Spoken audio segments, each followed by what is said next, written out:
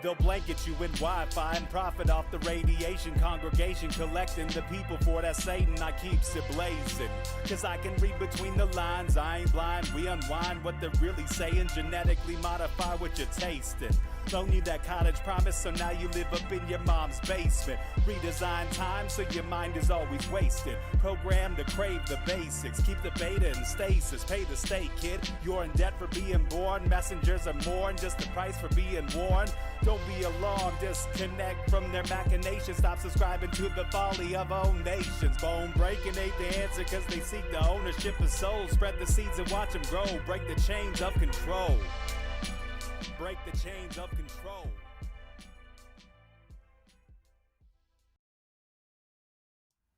Sweet eternal balance of all that is good, true, and beautiful, friends. Tonight, I am so stoked to be able to hang out with a true badass and warrior who we are all lucky to have alongside us on this path as he's confronted the darkness and foes in so many effective, irreverent, and truly enjoyable ways, which we all need more of. With one slammin' book known to be the most dangerous book ever written, The Octopus of Global Control, another bestseller so dangerous they had to immediately publish a rip-off decoy to try to stop it, The Controlled Demolition of the American Empire, and now with a new instant classic, Hypocrazy. Am I saying that right?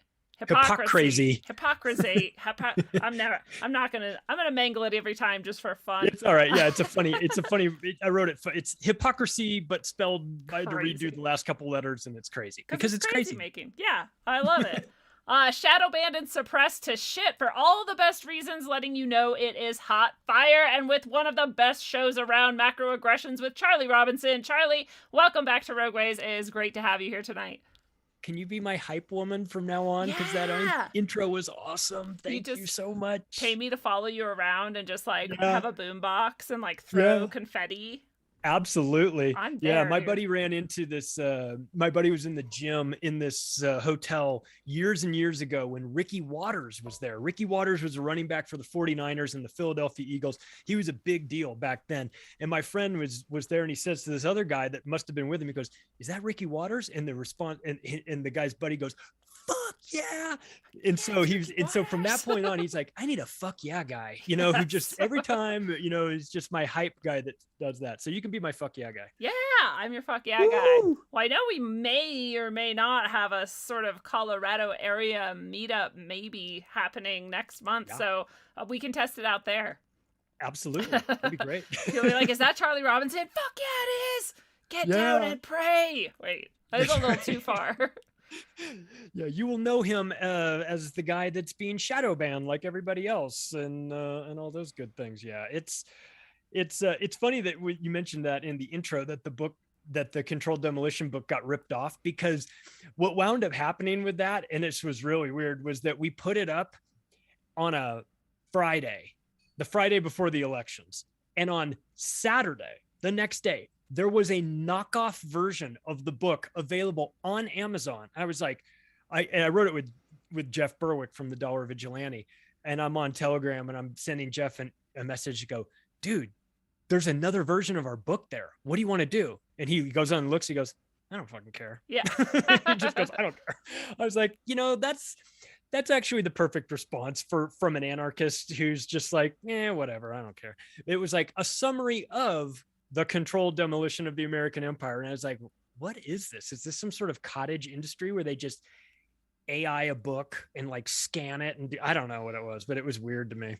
Dude, this is how people who are like, "Oh, you think you're so special, you're so important," and that they're doing this to you. And it's like, no, I don't. I think it's that easy for them to do these things. I think that they knew you were writing this for however long, and they just had this shell ready, and then they got the copy as soon as they could. They filled it with whatever and just put it out there, Yeah, it was wild. And what a crazy. Yeah, and then someone else later did the audiobook of our book and attached it to our book on Amazon. And we're like, weird.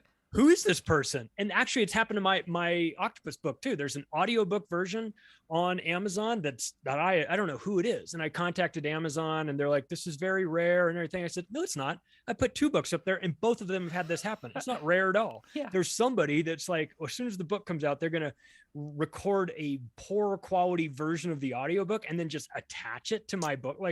didn't Amazon ask me? Didn't bother to ask, but whatever. Who cares? And they didn't do anything about it, I'm sure. No, of course not.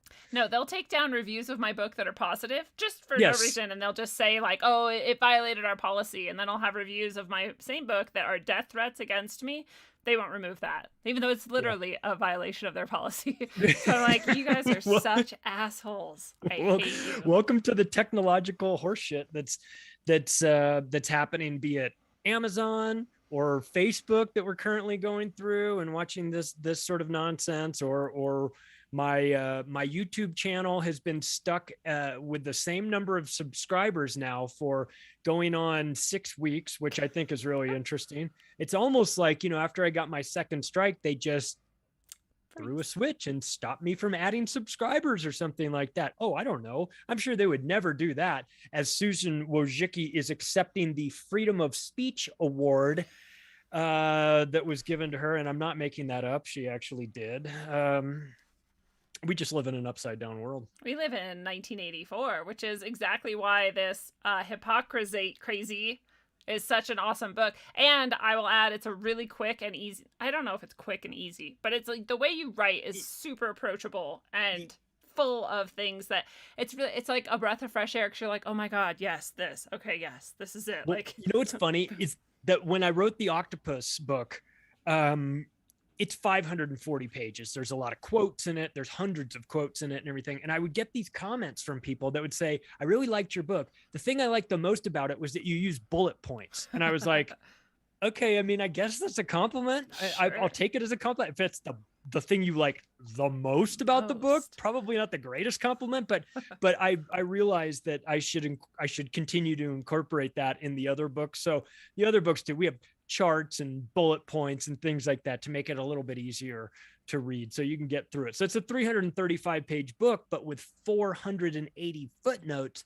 because the stuff that is in the book is so insane that when you're describing things that have the hypocritical nature of government and the media and these woke weirdos, all this stuff, you have to document it. You have to put a footnote, or else the reader will think I'm making it up, because it's so preposterous that they'll go, oh, you're just trying to be funny. It's like, well, I am trying to be funny, but the story is true. Yeah. And it's funny because it's true. It's funny because it's insane. It's not funny because I'm making it up. I'm not that creative to make up a story about, them arresting people for collecting rainwater in Oregon and things like that. Just the most absurd things. So yeah, don't give me that credit. I couldn't possibly come up. I'm not that talented to come up with these crazy ideas. I need the mainstream media to give me all the fuel with their insane stories. And then I just take this. Actually, the funny thing is that the hardest part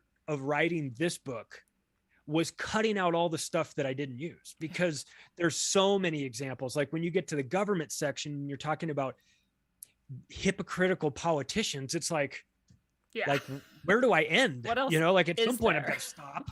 I could just keep going and going and going and going, but you have to kind of narrow it down. So there were too many examples of insanity, of too many examples of people saying one thing and doing the other. And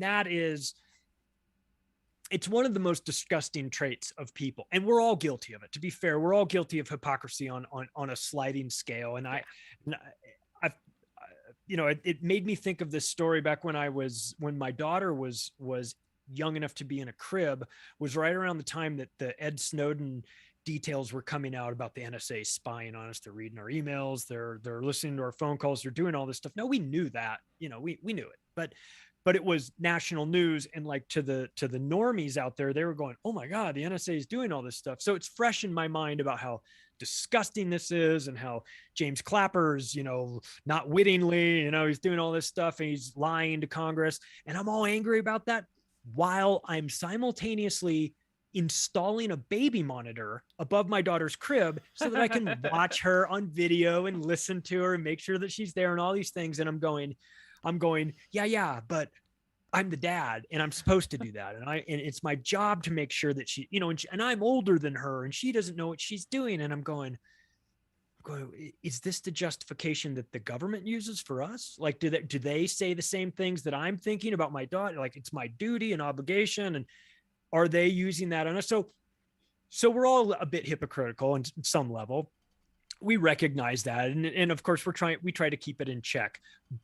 That's not where my problem is. My problem is with the unchecked hypocrisy that's happening just out in the open. And so but I also have to recognize that we're flawed, we don't get it right. And and to be fair, we're going to be wrong about some things. If you say, look, I was wrong about that, I acknowledge that, or I used to think that way, but new information came into my life and I changed my opinion on it based on new information. I think that's reasonable. In fact, I think that's what we should aspire to do, right? To say, I'm going to make up my minds. I'm going to make my decisions on these things based on the information that I have. And if new information is presented to me in the future that contradicts how I currently feel right now, I reserve the right to change my mind. Not because I'm a hypocrite or anything like that, but because I got better information. I now see things a little clearer. And so therefore my opinion has changed. So I think we can leave ourselves that flexibility to do that. In fact, we should, but again, that's not what I'm talking about. I'm talking about the blatant lies. I'm talking about the say one thing and do the other. I'm talking about the Christian conservative preachers who get caught in motel rooms smoking meth with male prostitutes. I'm talking about all that stuff, and that is just infuriating. Yeah, when people knowingly just flat out lie and mislead people and then turn around and do these really shady things, it's really heartbreaking. And that so many people get caught up in these webs and don't see through it is really hard too.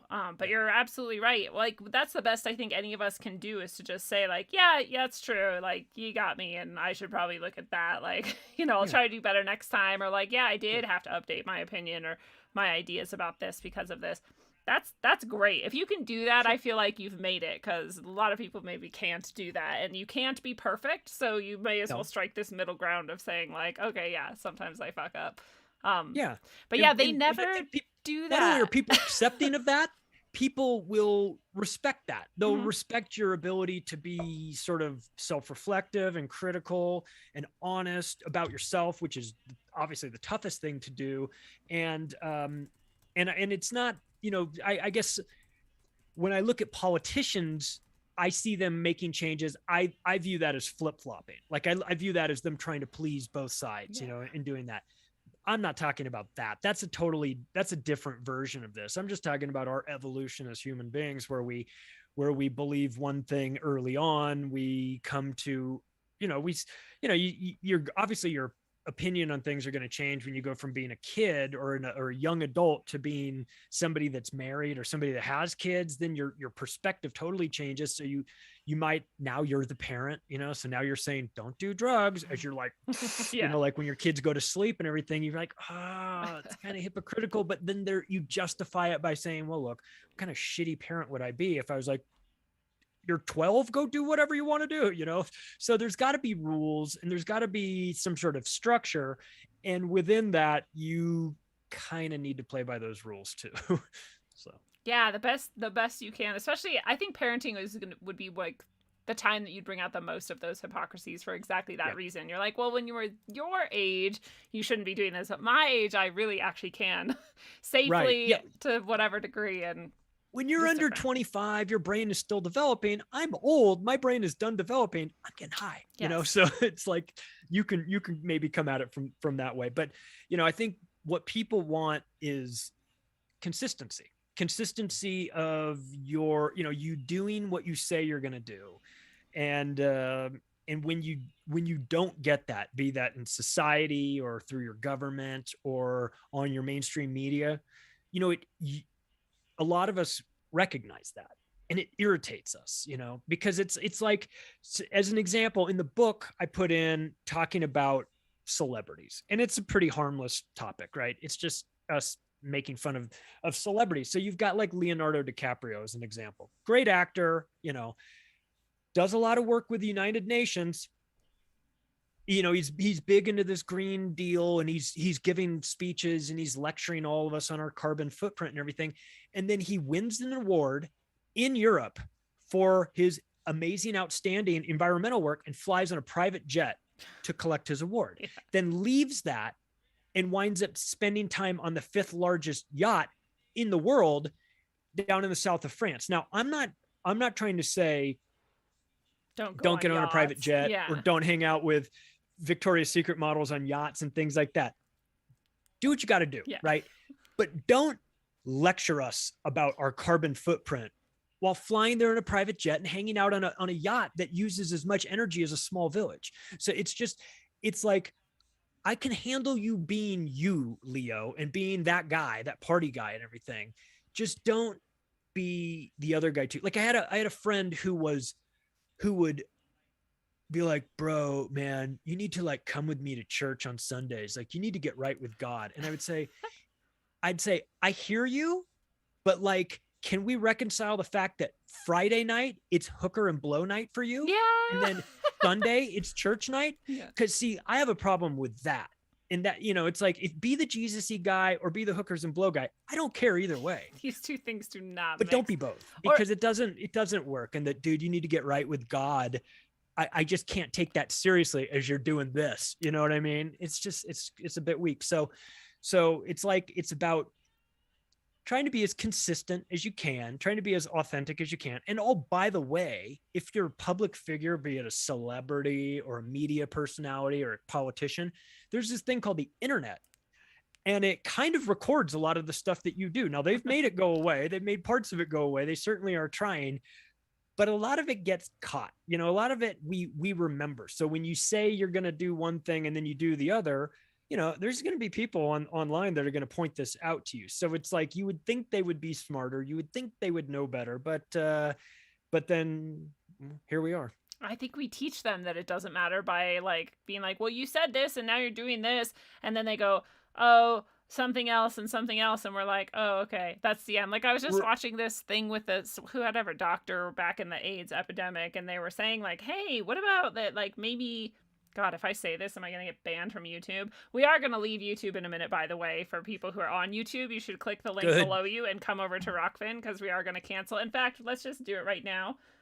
We love you all, and we just would love you to hear our uncensored thoughts. And so if you come over to Rockfin right now, it's free, it's easy, and you'll get the whole entire episode uncut. And in fact, with the leg, you won't even miss anything in the meantime. So we'll see you later, YouTube and Facebook, if anybody's watching there. Just click over and come with us on